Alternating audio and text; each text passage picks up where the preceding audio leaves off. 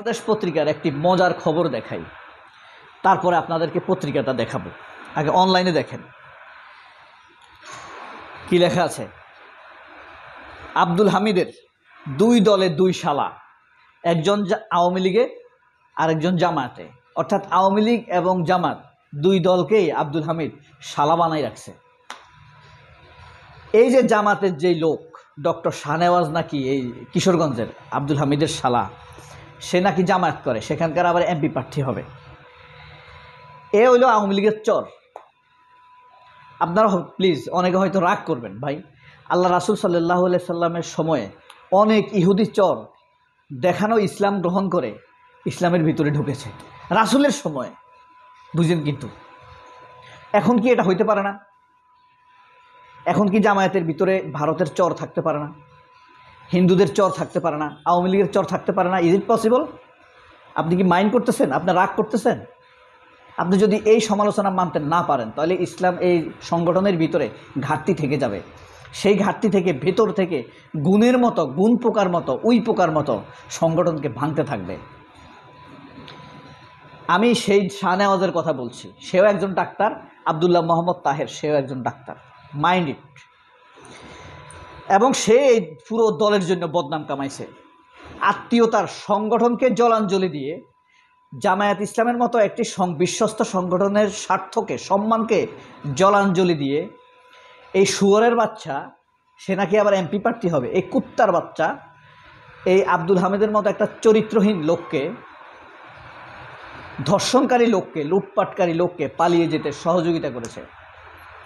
জামায়াত যদি জনতার সংগঠন হয়, জনগণের সংগঠন হয়, জনগণের সমালোচনা শোনার যদি মানসিকতা থাকে, তাহলে আমার এই কথা অনুযায়ী তার বিরুদ্ধে তদন্তের ব্যবস্থা করবে।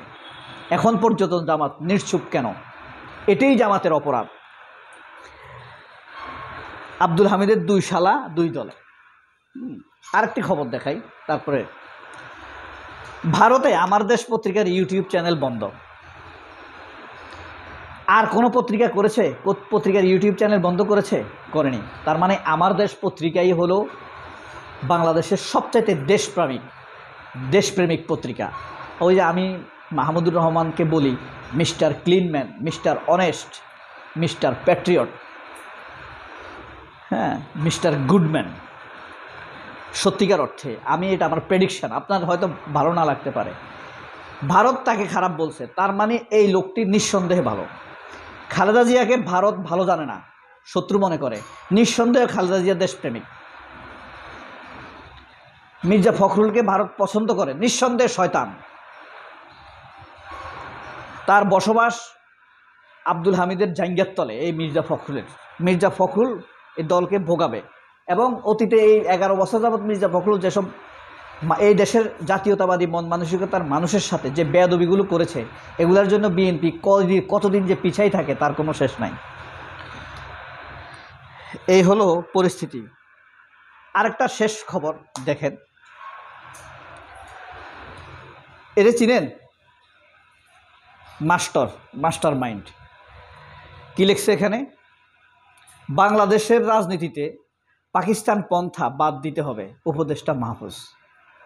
মাস্টার মাইন্ড, অনেক জ্ঞানী, একটু নতুন নতুন শব্দ ব্যবহার করে, বন্দোবস্ত, পালনবাদ, লালন, এই জাতীয় নতুন নতুন দু একটা শব্দ বলে। আমরাও তাদেরকে মোটামুটি তাকে জ্ঞানী ভাবতে শুরু করে দিয়েছিলাম। উনি আসলে কয়েকটি বিষয়ে বিভ্রান্তির পরিচয় দিয়েছে।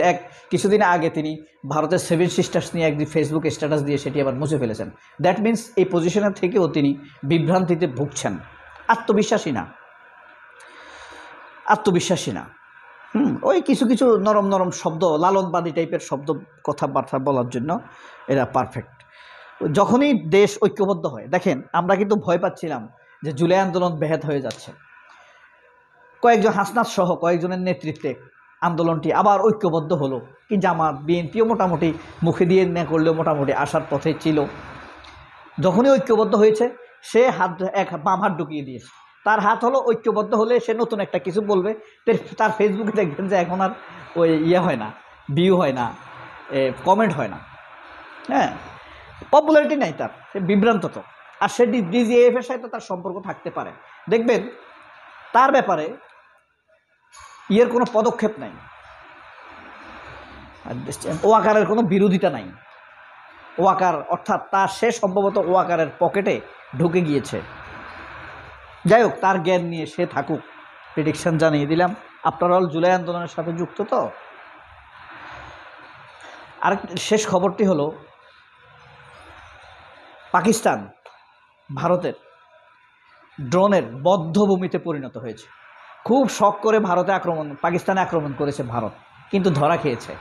ধরাটা এমনভাবে খেয়েছে, এখান থেকে মাজা ভাঙা অবস্থা হয়ে গেছে। দুটি মেয়েকে দিয়ে অপারেশন সিঁদুর স্ট্রাইক চালিয়েছিল পাকিস্তানে। হ্যাঁ, একজন হলো কি কোরাইশি, আপনার সোফিয়া কোরেশি, আরেকজন ভূমিকা সিং, দুইজন সংখ্যালঘু দিকে। কিন্তু এক আয়েশা ফারুক ভারতের তিনটি রাফায়েল ধ্বংস করে দিয়েছে। এক মহিলা, পাকিস্তানের এক মহিলা, তিনটির মূল্য দিয়ে বাংলাদেশ দুটি যমুনা সেতু করতে পারবে, পদ্মা না, যমুনা সেতু করতে পারবে। $2 বিলিয়ন 3টি রাফায়েল ধ্বংস করে দিয়েছে। যাই হোক, আমার দেশ পত্রিকার প্রধান শিরোনাম, আওয়ামী লীগের কার্যক্রম নিষিদ্ধ।